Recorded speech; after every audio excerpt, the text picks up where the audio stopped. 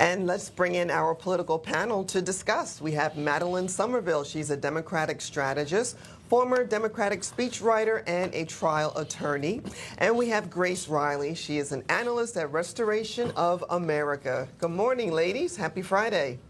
Good morning. Thanks for having us. It is a good morning, and I want a good debate. So let's get it started. The U.S. Justice Department has fired Comey's eldest daughter from the FBI. Former FBI Director Comey and the federal prosecutor in the cases involving Jeffrey Epstein, associate Ghislaine Maxwell, and musical mogul Sean Diddy Combs. It's interesting that, you know what, her father made missteps, and guess what? She did the same. So what do you have to say, Madeline? Well. Okay, next question.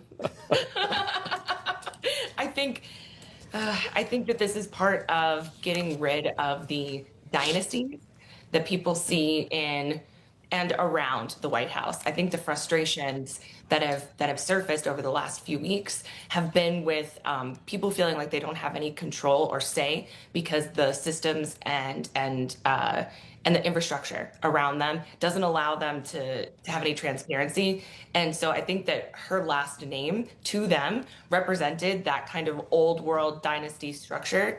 And they didn't give her any reason for firing her. None. They just said goodbye. Does President Trump have the right to do that? Sure. Is it fair? Doesn't sound like it. Well, for one thing, for sure, she looks just like her father. Yeah. But Grace, where do you weigh in on this? Yeah, I would add to that with no official reason being given for the firing as of yet, she's been credited her latest work has been on prosecuting for Epstein in that case.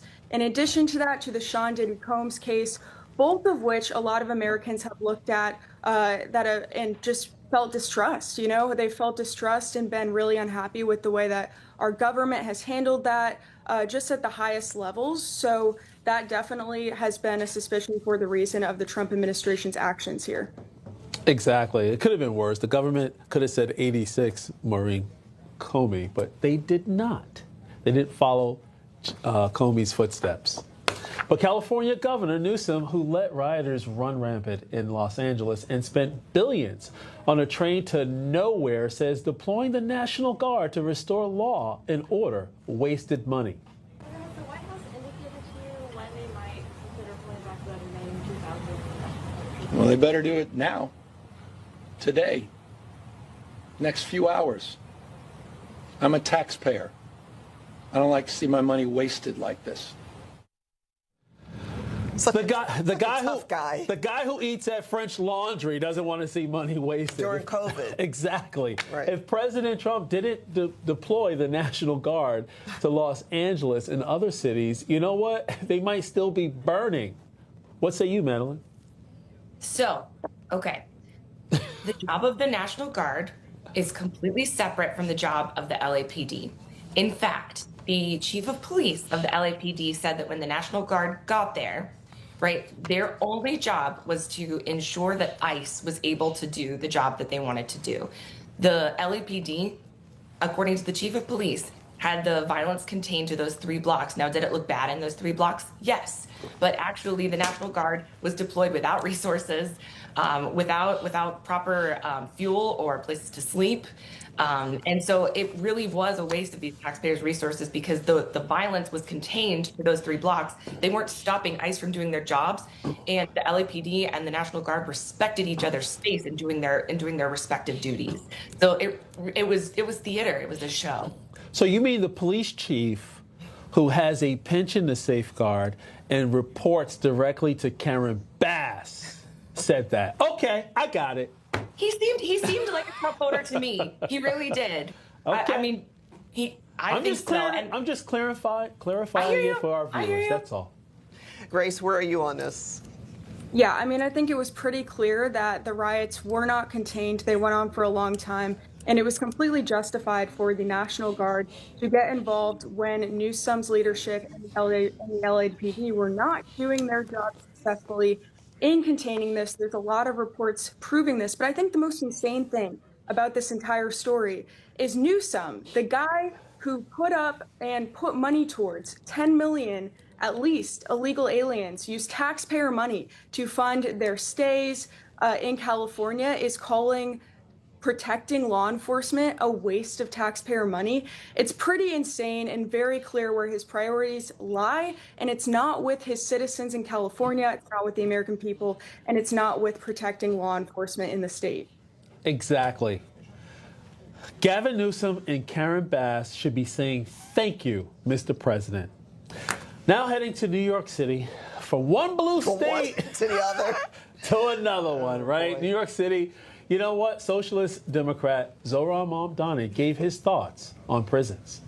Are prisons obsolete? Whew, coming through with the quotes, coming through with the titles of the books. I have to read that, actually. I haven't read that as yet. But I think that, frankly, I mean, what purpose do they serve? Right?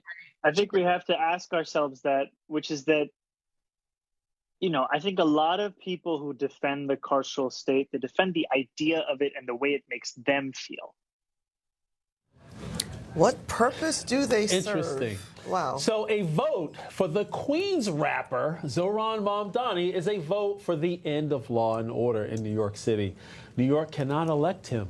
But you know what, Madeline? What say you about your fellow comrade? Woo, comrade. I don't know about comrade, but I think that the cause of prisoners is one for another liberal besides myself to take up, right? Like, I'm a really tough on crime kind of person. I've worked in the child welfare world. There are some people who I would love to be in prison forever and ever, surrounded by alligators, like those who hurt kids, right? Those are people that should be in the prison system.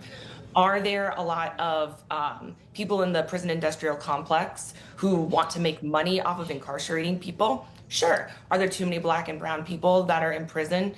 Absolutely.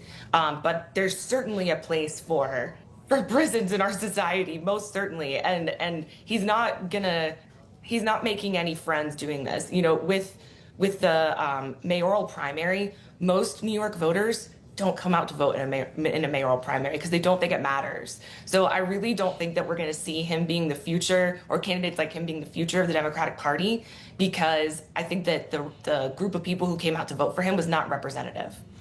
So that's not an endorsement. So we thank you for that, Madeline. But his face is, and I don't know what the numbers are. I know you know what the numbers are, the stats, the polls. I mean, he took out Cuomo, essentially. So this guy is, all right, Grace, I'll let you talk. He wants to defund the police and defund prisons. Yeah, it's extremely radical. And I would push back a little on the future of the Democrat Party just by pointing out that Democrat leadership, of course, basically held a coming out party for him and has celebrated and praised him as a candidate, calling him charismatic, and in a way, pushing him forward to be the future of the party. The Democrat Party keeps leaning more and more to the left, and we've seen this trend with the rise of candidates as well, such as AOC or Bernie Sanders, who did very well in the Democrat primary not too long ago. So I think that it is a real concern that candidates that are this radical are going to continue to take positions for the Democrats. And along with this, New York City, it's the last thing that they need for prisons to be abolished in any way. Crime is already running rampant there, and this is not the type of leader they need. Exactly. I hear you on that, and I think you covered a lot of really good ground there. But Hakeem Jeffries, who is supposed to speak for the Democratic Party on ABC News, refused to endorse him, and I think it probably has a little bit more to do with the fact that he is radical, and the fact that Bernie and AOC offer something different in the same way that President Trump offered his base something different. I think people just want something different. Yeah, and I hope that Democrats continue to not endorse him. They shouldn't be endorsing him because he's a radical communist Marxist candidate. The problem is so many have already, and they're basically praising him as this charismatic, exciting, new, young face, and that's a huge problem. Well, Madeline, if you're going to try to clean it up, you got to use a dry mop, not a soaking wet one. Why? because the Democrats gave Zoran a bear hug in D.C. So, yeah, stating what Hakeem Jeffries may or may not have said or try to dance down the fine line Today is a good try. But you know what? I want to get this last story in, right? Late night talk is very expensive. Just ask CBS. CBS canceling The Late Show with Stephen Colbert next May. CBS has cited this as a financial decision. Grace, what say you about the late night show host fate?